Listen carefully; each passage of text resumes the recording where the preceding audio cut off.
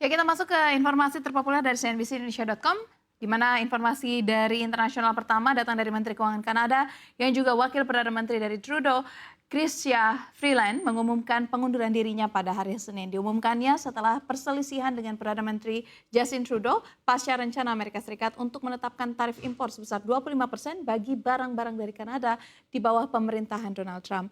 Freeland menyebutkan bahwa dia dan Trudeau telah berselisih pendapat selama beberapa minggu terakhir tentang cara terbaik bagi Kanada menghadapi keputusan kebijakan Trump yang bersifat konfrontatif, mendesak untuk mempersiapkan Kanada menghadapi perang tarif. Freeland menyarankan penerapan dana cadangan fiskal agar Kanada memilih kekuatan bersiap menghadapi konflik dagang. Seorang sumber menyebutkan bahwa Perdana Menteri Trudeau meminta Freeland mundur dari posisi Menteri Keuangan, menyarankan menteri ini untuk menjabat secara simbolis dan fokus pada hubungan antara Kanada dan Amerika Serikat saja. Pada saat yang sama, pemerintahan Trudeau harus menghadapi tantangan yang berat akibat kebijakan Amerika Serikat yang semakin tegang.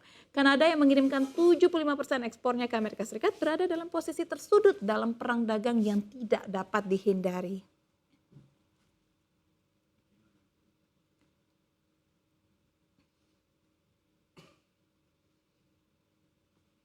Kita bergeser ke informasi berikutnya adalah KPK menggeledah kantor Bank Indonesia termasuk ruang kerja Gubernur BI pada Senin malam. Penggeledahan ini terkait kasus dugaan korupsi dana CSR. Gubernur Bank Indonesia Peri Warjio memastikan siap memberikan keterangan yang diperlukan dalam proses hukum tersebut. Peri mengatakan BI selalu menekankan tata kelola baik dari segi ketentuan maupun prosedur.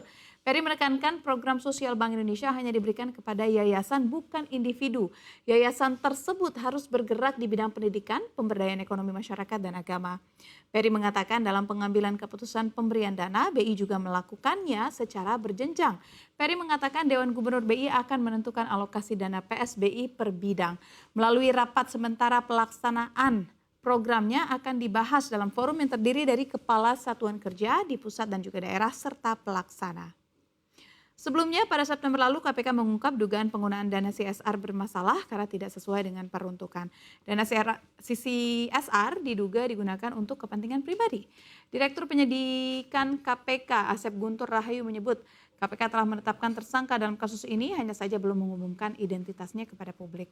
Menurutnya pengumuman tersangka akan disampaikan bersamaan dengan upaya paksa penangkapan maupun penahanan.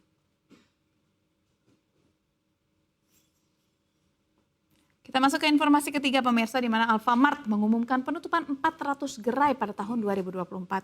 Direktur Corporate Affairs dari Alfamart yaitu Solihin menyebutkan penutupan tersebut disebabkan oleh faktor-faktor seperti biaya sewa yang semakin mahal dan penjualan yang tidak berkembang pesat.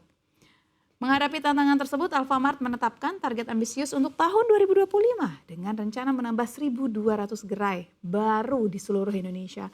Solihin menegaskan ekspansi ini akan berlanjut dengan membuka gerai di Larantuka, sebuah langkah baru bagi Alfamart. Hingga Juni 2024, Alfamart memiliki 19.638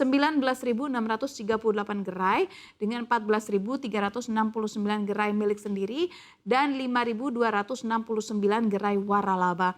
Meskipun pertumbuhan di Jabodetabek melambat, bisnis minimarket dipercaya masih memiliki potensi besar di Indonesia.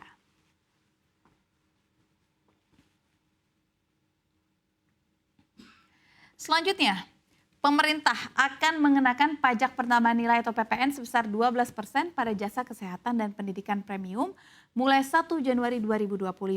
Kebijakan ini menuai perhatian publik karena sebelumnya kedua jasa ini bebas dari PPN. Menurut Peraturan Pemerintah Nomor 49 Tahun 2022, jasa kesehatan dan pendidikan secara umum memang dikecualikan dari pengenaan PPN. Namun Menteri Keuangan Sri Mulyani Indrawati menjelaskan, jasa premium yang dikonsumsi masyarakat kelas atas kini akan dikenakan pajak demi keadilan dan prinsip gotong royong. Kepala Badan Kebijakan Fiskal Febrio Nathan Kacaribu menambahkan, salah satu kriteria jasa pendidikan premium yang akan terkena PPN adalah sekolah dengan biaya lebih dari 100 juta per tahun. Namun detail kriteria jasa kesehatan dan pendidikan premium lainnya masih dalam tahap finalisasi. Kebijakan ini diharapkan mampu menciptakan sistem perpajakan yang lebih adil meskipun menimbulkan tanda tanya bagi banyak pihak terkait implementasinya.